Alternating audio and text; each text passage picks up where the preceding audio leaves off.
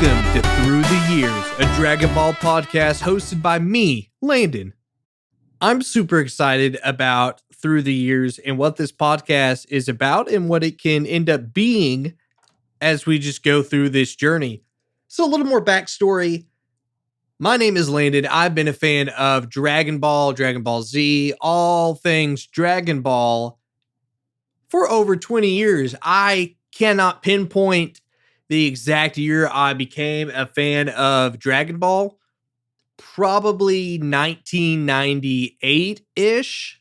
So just for transparency, just for a little more context of who I am so you can understand my journey and my relationship with Dragon Ball, is I was born in 1995. I had an older brother who's 10 years older than me, and so he was way more into Dragon Ball at the time as it was hitting the US, especially Dragon Ball Z. My earliest memories are the Namek Saga and just kind of all the crazy stuff there that happens. The reason I chuckled is because every time I think about it, I have this painful memory in my mind. My earliest memory of Dragon Ball Z specifically is my brother. He had borrowed a VHS tape of Dragon Ball Z from one of his friends, and it included probably 3 or 4 episodes.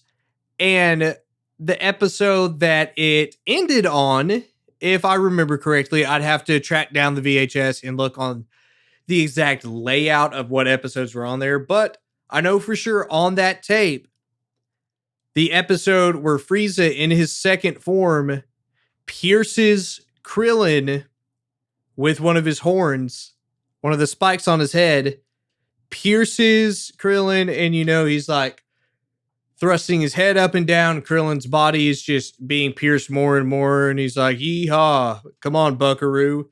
Like, just super insulting. Krillin was my favorite when I was younger.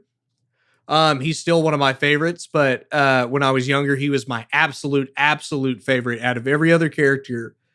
And so I remember my brother and I, we shared a room. I'm 3, maybe 4 at this point. And just the visual of my favorite character being stabbed and that just being taunting in front of me. Because I didn't watch Dragon Ball Z as regularly as my brother, mainly because I was younger. And,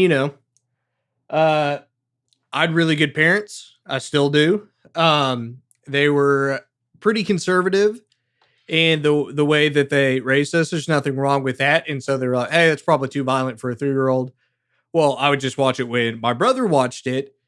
And so it was just super traumatizing to see my absolute favorite character ever doing that. So that's a little fun extra thing. We're not going to talk about the Namek Saga or anything like that today, but I just wanted to give you a little more context because we'll have that each episode. At least that's my hope, is you'll come to know me better so that you're able to understand why Dragon Ball and Dragon Ball Z and all things Dragon Ball means so much to me personally, and why it's this fandom, probably my biggest fandom that I have as far as just deeply rooted. Now, there are seasons where, for instance, right now, the Book of Boba Fett is out. So guess what? My Star Wars fandom's going to be fed pretty heavily during this time.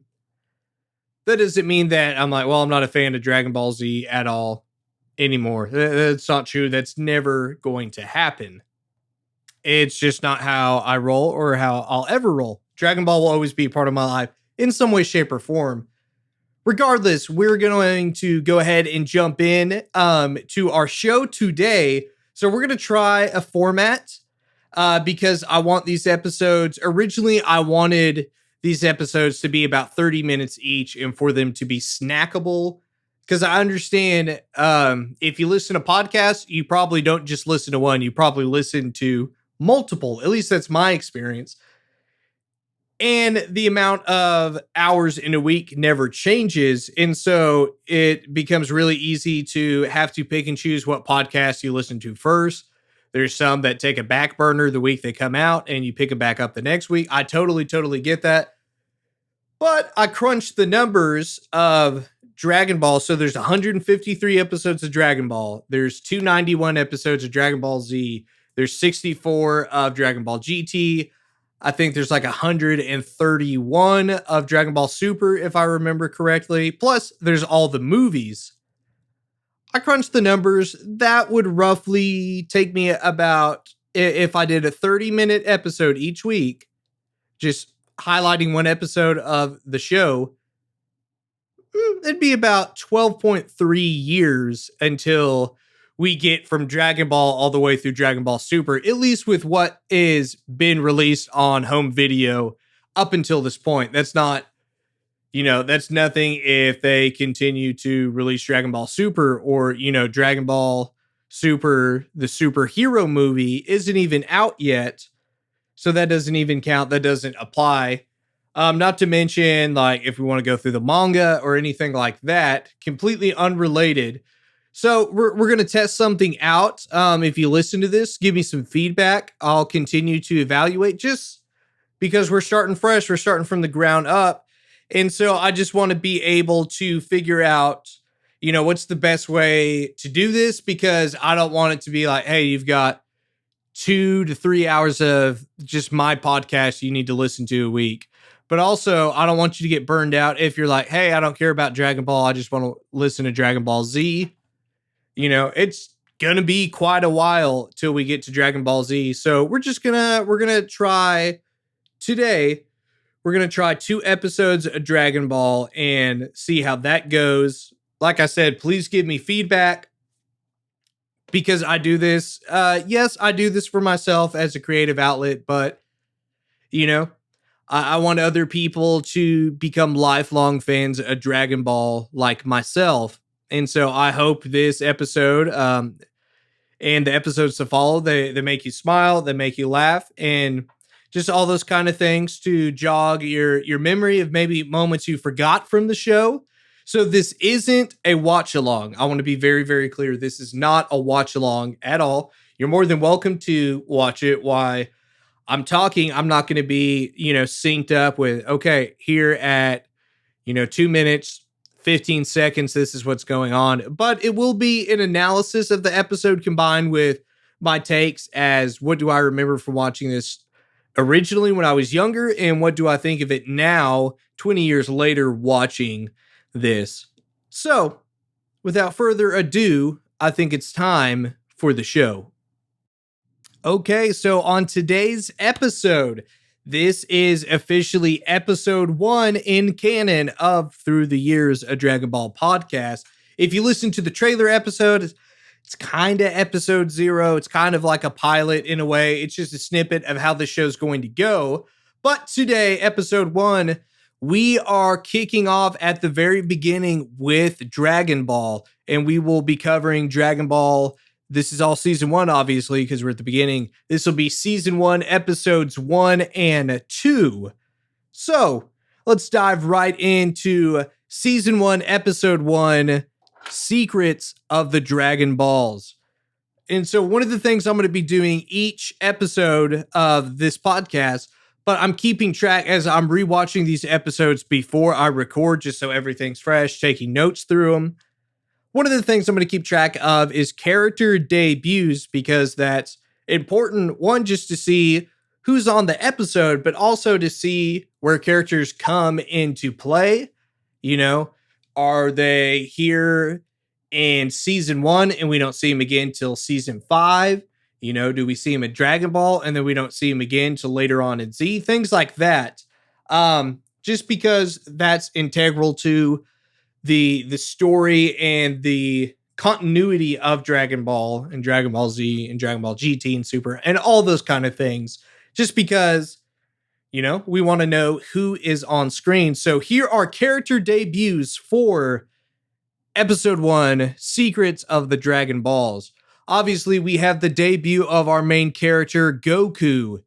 He debuts in this episode. Bulma, the 4-star Dragon Ball. You might think, well, that's not really a character. No, it's not. But it is such an important subject for Dragon Ball, but even the start of Dragon Ball Z as well. and as well as referenced in GT and Super and things like that. So it's important we note that the 4-star Dragon Ball, the most important Dragon Ball of them all, is first seen in episode 1.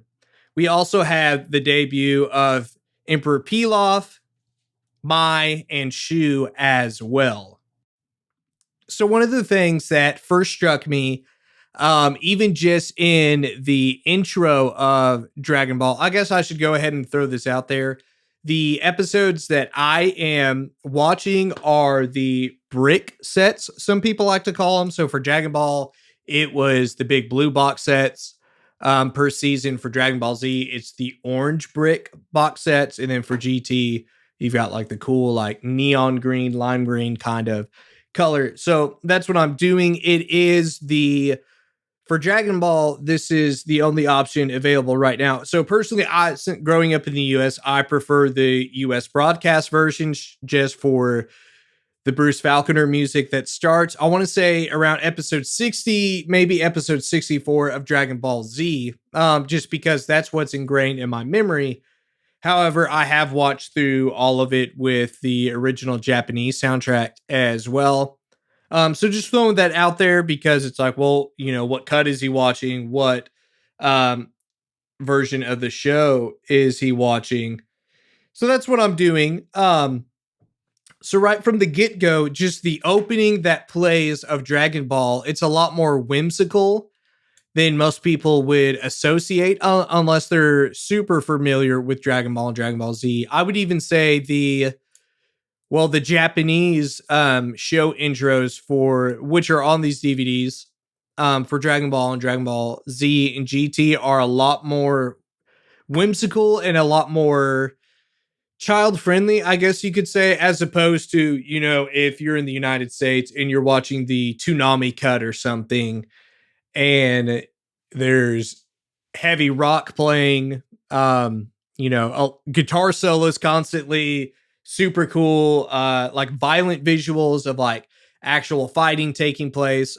So that's very different right off from the bat, but it's not a bad thing because Dragon Ball is a lot more lighthearted, a lot more friendly, a lot more fun than its future successors.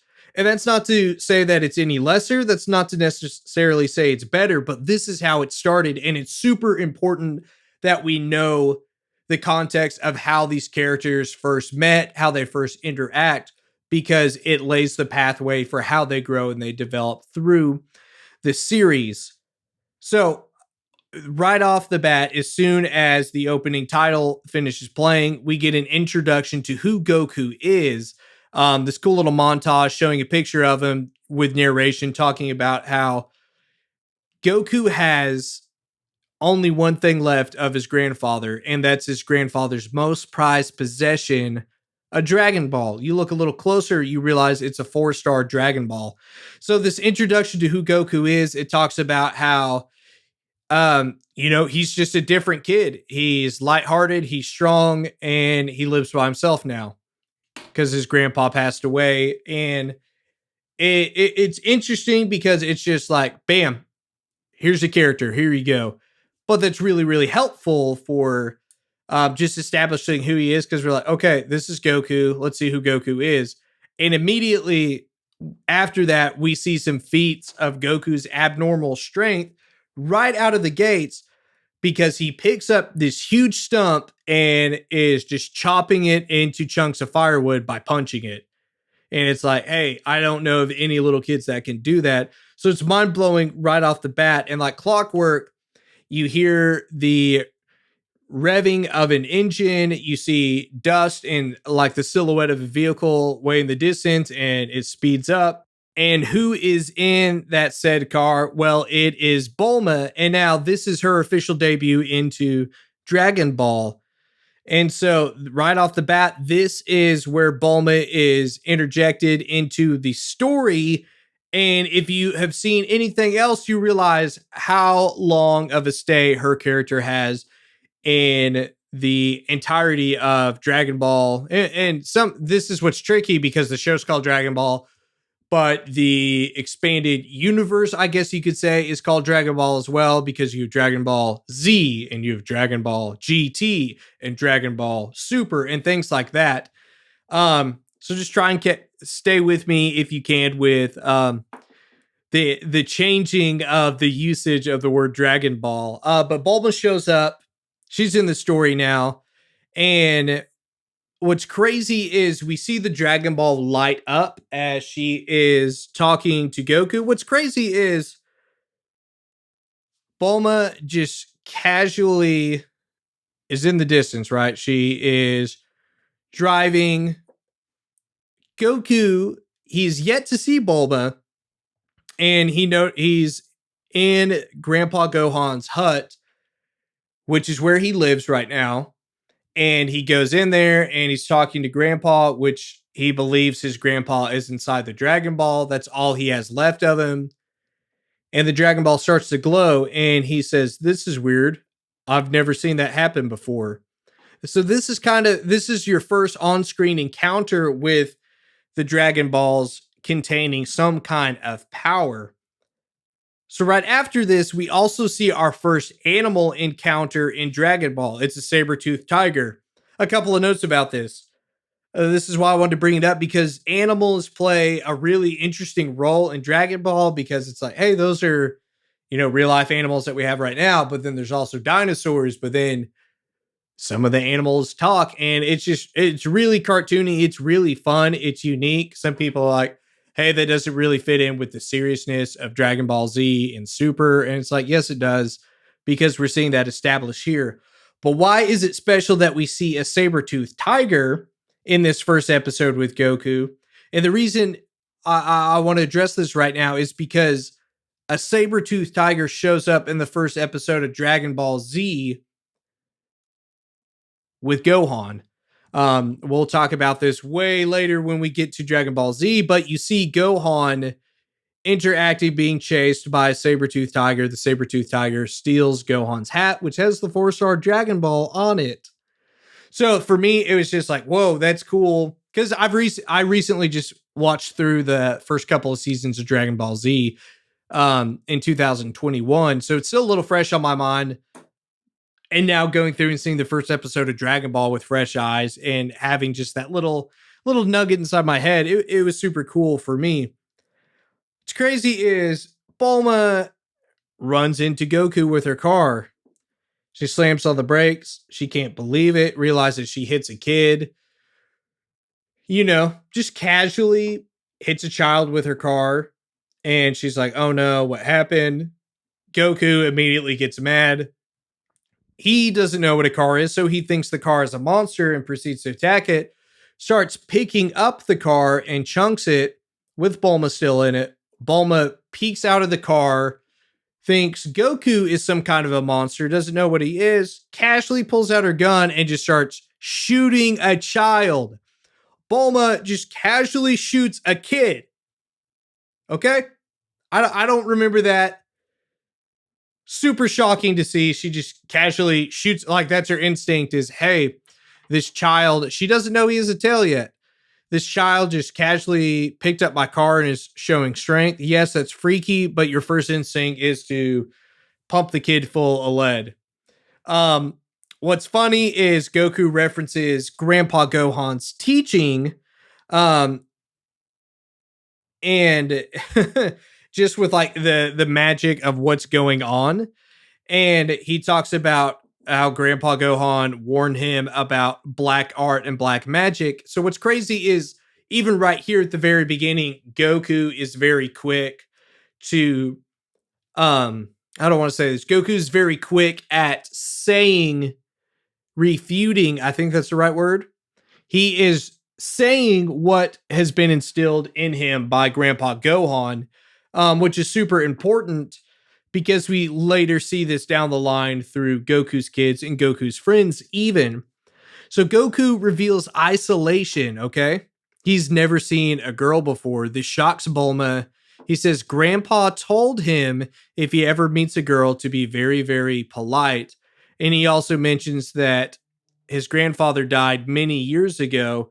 So even right here, we are seeing we're seeing the establishment of Goku being isolated, being by himself. He's an orphan at this point because what's a kid doing living by himself out in the woods? And now we reveal that his grandfather is passed away, but we're continuing to see the teaching that his grandfather instilled with him and telling him to be polite with anytime he meets a girl, should he ever meet one.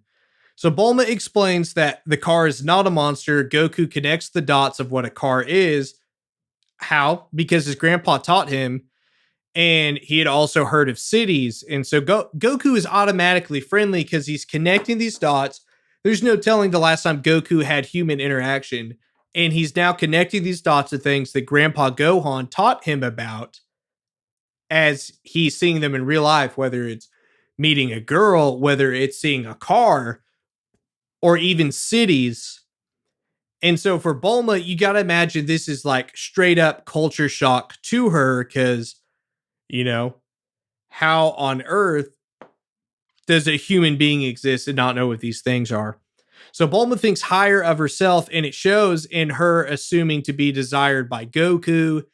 This is really, really awkward because she notices that Goku has a Dragon Ball. And she's like, hey, like, I'll give you a little peek if you'll give me the Dragon Ball. And Goku's like, why would I want that?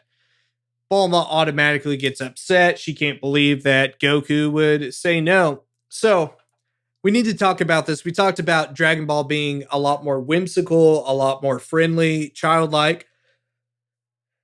We're not going to get super into it, but if you know anything about Japan and just culturally how they are with these things, depending on your background and your culture and your raising, it might be a little different than what you're used to, than what you grew up with. I mean, just like this is something that culturally is just super accepted in Japan, just like a more I want to be really careful with how I word this. I guess like a more openness with sexuality and like the not the expression of that, but I guess the execution of those things. So that kind of humor, that kind of like edginess is, it's not uncommon in things like anime and manga at all. Um so like, yes, it's weird that you're seeing this like interaction happen with someone who's supposed to be a little kid, but you know, it is what it is. That's the thing over there. I'm never going to be super detailed just because for me it's it personally it's kind of cringy.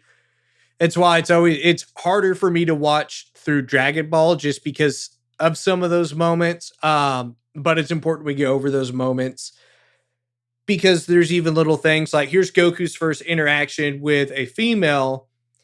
You know, Bulma's used to the culture of, hey, like guys or pervs, they'll do anything for, you know, anything for a peek. And so she is shocked that that's not how Goku is, but Goku doesn't know any better. He is just a kid who's grown up in isolation in the woods. So let's get back to the Dragon Ball. The Dragon Ball glows again when they arrive back to the house, and Bulma reveals other Dragon Balls. This is the 5-star and the 2-star Dragon Ball that she has. And she explains to Goku that the reason his glowed is because of her Dragon Balls being close.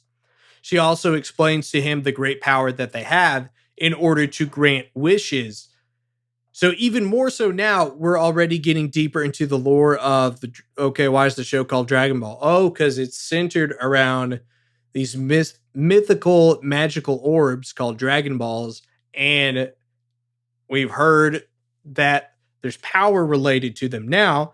That makes sense to why they were glowing earlier. It wasn't Grandpa Gohan talking to Goku. It was the fact that Bulma was getting closer in proximity.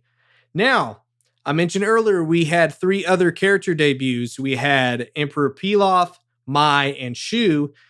Right now, after Bulma finishes her talk with Goku, we see them debut and reveal that they have the 1-star Dragon Ball. So if you're keeping up, we've seen the 4-star, the 5-star, the 2-star, and now the 1-star Dragon Ball.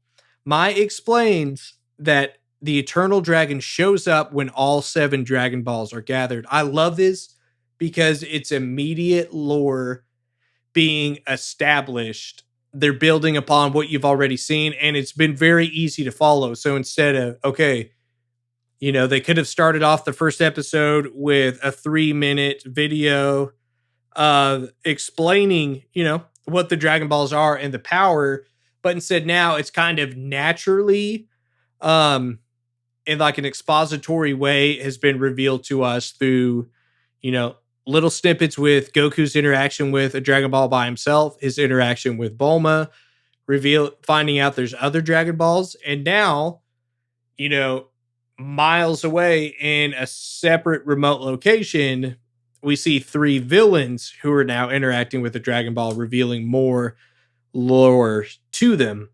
So back to Bulma and Goku. Bulma pitches her and Goku team up, and Goku agrees as long as he is able to keep the 4-star ball. Bulma reveals the Dragon Radar in capsules. Okay. This is huge because the Dragon Radar plays a big role throughout the rest of this series and the series that follow. And capsules, like Capsule Corporation, is huge. This is where Bulma's technology is from. This is where Bulma's family is from. This is where Bulma's money is from. Capsules are a big thing in Dragon Ball. And right now they're being established to us. And the capsule motorcycle specifically is what Bulma, she tosses a capsule at the ground. Poof, there is a Capsule Corp motorcycle. Goku freaks out and thinks it's witchcraft. Remember earlier in this episode, he said, Grandpa Gohan warned me about dark art and dark magic. So, mind being blown for the little guy right here as well. So, we also get to see the first dinosaur show up and he talks. It's a pterodactyl, okay? Goku asks if they know each other because Bulma's freaking out. This pterodactyl is here to terrorize Bulma. He's like, well, do you guys know each other? And the pterodactyl sarcastically is like, yes. In fact, we have a dinner reservation tonight. And the pterodactyl takes off with Bulma. Bulma's freaking out. Goku is ignorant and gets tied up with a rope by the pterodactyl. Like, the pterodactyl, this dinosaur, realizes this kid is so naive and so ignorant. He's not going to think anything of me tying him up to a tree, taking Bulma and leaving. He tells a sad Bulma, don't be sad because he's in the mood for a Happy Meal, hinting that, hey, he's probably going to go eat Bulma. Goku finally puts 2 and 2 together. Goku miraculously learns how to drive a motorcycle. He's a bright kid. He can figure it out. Hops on the motorcycle and speeds away to attempt to save Bulma. Almost. He gets pretty close, launches off of a huge hill, and the weight of the motorcycle starts coming down before he can reach it. Then he reveals the power pole and extends it and uses it to knock out the dinosaur.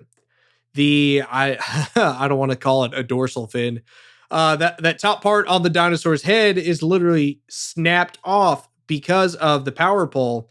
Goku also uses it to save Bulma by extending it and throwing it and pinning her up by the top of a cliff so that she is safe. Goku reveals he feels bad about hurting the dinosaur, but he says he has no other choice. This is what I want to end this analysis of episode 1 with, because this is Goku's true nature.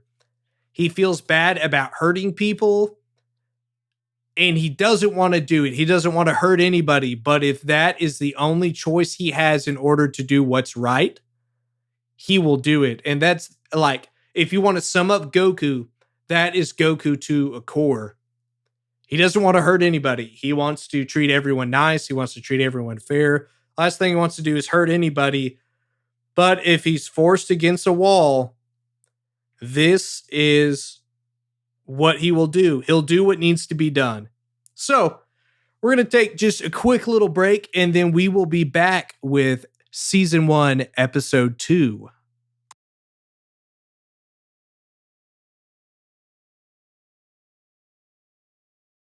And we are back to the second half of this episode with Dragon Ball Season 1, Episode 2, The Emperor's Quest. So I should have mentioned this at the start of the show. This is officially part of two sagas. I know that sounds a little confusing, but it is. It is part of the Goku's Boyhood saga as well as the Emperor Pilaf saga. That's episodes 1 through 13 of Dragon Ball.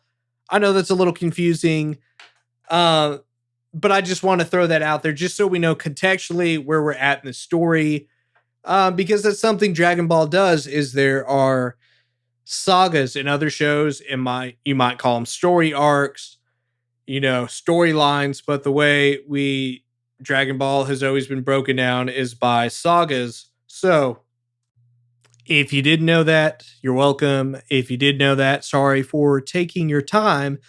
But without wasting any more time, let's jump into episode 2 of season 1, The Emperor's Quest. So, character debuts for this episode. Turtle. Okay, this is an important one. Not only is it another talking animal, which we saw the debut of talking animals just a little bit ago in episode 1, Turtle is a very special animal. So when we last saw them at the end of episode 1, they were on their way to find more Dragon Balls. So Bulma says she has plenty of capsules. Goku says he doesn't like them because they're like magic. And once again, we saw this in episode 1. Grandpa Gohan warned Goku about messing with magic. And right here, Goku says that Grandpa said to never use magic unless you're helping someone. And Bulma says, well, this is helping me. And uses the capsule to reveal a Capsule Corp house. Bulma's kind of surprised that Goku has never seen a house like this, but Goku's never seen a modern house or electricity. He thinks the modern capsule house is a monster, right? That it's making these weird sounds and it has these weird lights coming from it. And he just assumes that Bulma is about to be eaten and even tells Bulma to get out of the way. Like literally just complete shock. The TV is mind blowing to him. Goku doesn't know what it is. He thinks the people that are being shown on the screen are one's trying to break free from that weird little box by singing really, really badly. And the other one is just like a weird soap opera. It's just weird. He doesn't understand electricity. He doesn't understand, well, how is it still light outside? Or how's it light in there, but it's dark outside? Just no concept of modern amenities or anything like that. So, Bulma comments that Goku needs a bath. Goku doesn't know what a bath is, let alone modesty, at least in the terms of what you and I would consider a bath. And in terms of bathing, has he been in water before? Absolutely. Has he been intentional about cleaning before when he's in said water? Yes, but not on a hygiene schedule like the average person probably is. It is important to note, not only, does he not know what modern bathing is, but just the concept of modesty. As Bulma is shocked that Goku is just, standing there naked. But this reveals just how isolated and uncivilized to a degree Goku is. Like, no, how would he know, it's taboo to reveal any kind of skin to other people because he's lived in isolation other than the short time he had with his grandfather. So Bulma is shocked to find out Goku's tail is real. She comments that she thinks that it was just sewn onto his outfit, but is shocked to see that it's really there. And Goku thinks that all boys have tails until he remembers that his grandpa didn't have one. What's funny about this is Bulma's talking to herself and she thinks, maybe boys really do have tails because she's never been in a situation to see one. Like if boys hide their tails in the back of their pants, how is she supposed to know? Now, we cut over back to our new friends, Emperor Pilaf and his gang. Emperor Pilaf shares his disappointment with Shu. He is furious that Shu returns without any other Dragon Balls from his most recent quest. Pilaf explains how ready he is to rule the entire world, and then he cuts one loose. He rips one. He passes gas, cuts the cheese, steps on a duck, all of the above.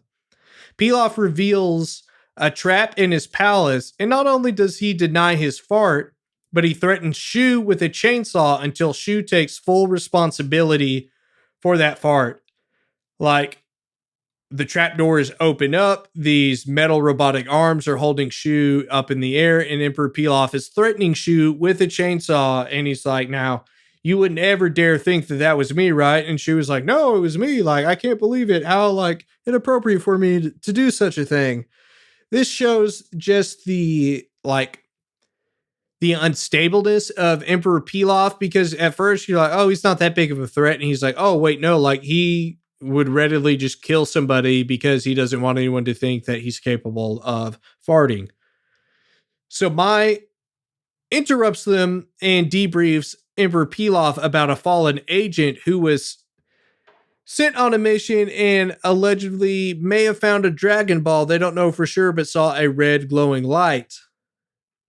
Mai and Shu are assigned to investigate this said light and to figure out what happened to that fallen agent. We go back to Goku, and Goku mistakes Mai and Shu's airplane for a bird because it just happens to be pretty close. At this time, Goku has walked away because he doesn't want any of the food that Bulma is making. So he goes out to find food for himself to eat and just happens to see this giant bird, aka an airplane, flying overhead. Shu and Mai face their fear in the boneyard. The reason it's a boneyard is because, well, there's a lot of bones in this big open area until Goku arrives. What is that fear? It is this creeping suspicion that they are being watched, and they see the red light, and all of a sudden there's a lot more red lights. And this is right when Goku walks up to them as they're already paranoid. They're freaking out. They're like, hey, what's going on? Who are you? Why are you here? This is the first time they cross paths. And that red glow is revealed to be not a Dragon Ball, but an entire pack of wolves. Thankfully, as we found out in episode 1, Goku has abnormal strength for a kid his age, and Goku makes very, very quick work of them while Mai and Shu are being chased back to their airplane. Goku uses the power pole to take out the plane because he thinks that's his big bird, and he wants that big bird. Unfortunately, this causes Mai and Shu to crash the said plane. Goku checks the wreckage of the bird only to find out it's only rock hard. Goku proceeds to eat a centipede and a wolf because he just casually carries back an entire wolf. Shows Bulma what he brought home. Bulma can't believe it. She's like, if you're going to eat that, you're going to eat that outside. And he's like, okay, you're missing out on some really good food. Eats a gigantic centipede or millipede and proceeds to eat a wolf. Goku is then shocked that he has to sleep on the floor. He points out that the bed is big enough for the two of them. Bulma's like, you're sleeping on the floor. And Goku's like, weird. Okay. I mean, he's not unused to it because he is used to it. This is, nothing more for him, but he's just kind of surprised because this is what's cool about Goku is he quickly adapts to whatever situation he is. Even as a little kid, he's super friendly. He opens up right away, becomes familiar. So even right here, he's like, oh, like I just assumed, there's a bed. So we would both sleep in the bed. And Bulma's like, no, you're going to sleep on the floor. Bulma asks Goku about Grandpa and his parents. Goku says his grandpa found him on a bed of moss when he was just a baby. Goku doesn't know his parents. He doesn't think he has parents. He just knows that at one point he was a baby on a bed of moss down by a waterfall, and Grandpa Gohan found him and then raised him from there. The next morning, Goku wakes up and Goku wishes to exercise the next morning. This is really, really important for us to understand because a love of training is already established. We'll come to find out later on, spoiler, that Grandpa Gohan instilled part of that into Goku. But when it's revealed who Goku really is, we understand even more so. So Goku gets up and just does normal exercises for a child, crushes a boulder, another supernatural feat of strength. This kid is not normal. So it's just mind blowing to see what he becomes later on. But even just right now, who we see Goku as a child is pretty much who we see Goku as a teenager and then an adult. He does not really change. He changes in some aspects, becoming more true to really who he is, but his core beliefs and actions and ideology, stuff like that, does not change. So Goku's out exercising, smashes a boulder, gets ready to smash another. When Goku realizes that it's not a giant boulder, it's actually a giant tortoise, it's a turtle named Turtle. Turtle reveals that he is lost, and Turtle has been lost for over a year. Goku offers to help him, much to Bulma's chagrin, and Bulma reluctantly agrees to give in and help, not because she's scared, but because she feels good about herself. They realize that Turtle is 100 miles away from where he needs to be. So Turtle's gonna need all the help he can have, and that is a wrap for season 1, episode 2, The Emperor's Quest. So not a whole lot is happening in these first two episodes. Because episode 1, we see the establishment of Bulma and Goku. We understand the establishment of the Dragon Balls. And now we're just starting to see casually how this comes into effect. Here's what's really, really important to understand. A lot of people don't like filler when it comes to anime because they're like, well, this isn't in the manga. That's true. The manga is always a lot shorter. It's a lot more abbreviated. But don't let that deter you from giving filler a chance. Because yes, the filler is literally created to stretch things out, but it also often adds more human elements. So when we see, well, why is it such a big deal, seeing these really small, tiny interactions? There wasn't even, yes, Goku fought wolves, but Goku didn't fight the bad guys, even though he ran into them already. And it's because we're just establishing the world. I like to call it world building. And world building is super, super important for big properties like Dragon Ball or like Star Wars or, any other anime or whatever you like, Lord of the Rings, stuff like that. It's very important because it helps us relate more. So as we get ready to wrap up this episode, it's a little shorter. This is a test run of, what is it like to go over 2 episodes per podcast episode? Or is it better to release multiple episodes a week that each episode is just it's shorter in length because it's just covering one episode of Dragon Ball. We'll figure that out as time goes on. But world building is so important because for me personally, as someone who's been a fan of Dragon Ball for over 20 years, this is how I suspend my disbelief. This is how I get hooked and grounded into something like this because it's not superficial and shallow. Is it fictional? Absolutely. But there's layers to that.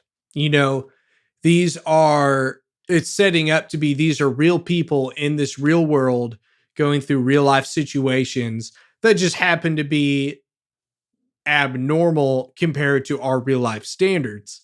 And so it's super encouraging because right now, like, we're understanding Goku is unique. He's so kind-hearted. He's so good in nature. He doesn't want to hurt people unless he has to. Like, there's absolutely no other reason. But how did this come to be? Because he's been living in isolation. Like, does he get lonely? Does he get upset? Bulma is in culture shock meeting somebody like this because of her background. You have these bad people. You have Emperor Pilaf who wants to take over the entire world and rule it. And you've got his lackeys in Mai and Shu. And this is just who we've met so far. And we've met Turtle. Who and what is Turtle? Why does Turtle talk? Why is Turtle so far away from where he should be? Where is his home? We'll find that out very, very shortly. All these things as we're just beginning to unfold the story of Dragon Ball.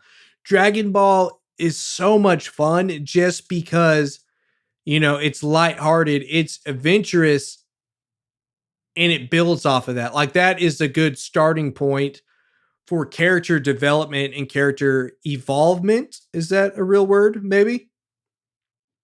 We see these characters grow as they're encountering different new situations that they haven't encountered before. And we're using the stories that we're seeing unfolded before our eyes right now, this lore that's being established. When Goku is a teenager, how do Grandpa Gohan's teachings affect him then? How does his interactions and adventures with Bulma right now affect him later on? How does him spending time with Turtle right now, meeting Turtle, why is that important? Is that important? How does that play out throughout the rest of his life? All these things. And my hope is that whenever this podcast is over, whenever that might be, if that's a couple of years from now, if that's 1 year from now, if that's 2 months from now, if that's decades from now, is that when you listen to the show, you will either give Dragon Ball a chance if you haven't before. You will rewatch Dragon Ball because it's been a while since you've seen it. Or you'll remember why you love Dragon Ball, or you'll see it new clearly. This is going to be on YouTube. This is available absolutely where you can get podcasts. I want to hear back from you. I'm very open with my art and my products and creations and things like this. So absolutely, I want to hear your take on Dragon Ball. I want to hear your memories. If you're like, hey, the show is stupid, why should I watch it? Let's talk about that. Let me give you reasons. Give me the opportunity to try to convince you to give it a shot. All these things, we're going to dive deeper in. I think what we're going to do, I think we'll do 2 episodes this week. Well, we'll do 2 episodes per podcast episode, but maybe, just maybe, there might be some extras.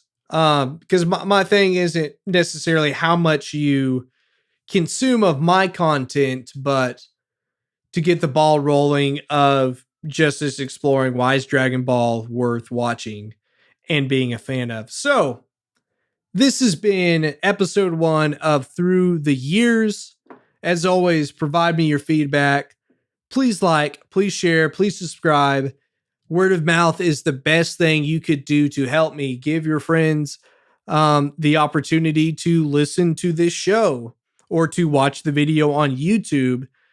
The best way you can do that is just by recommending it yourself, because you're always going to listen to your friends for the most part. If they're giving you bad advice or telling you bad things, maybe don't listen to them then. Be like Goku. Be trusting. Take care of each other. We'll see you next time.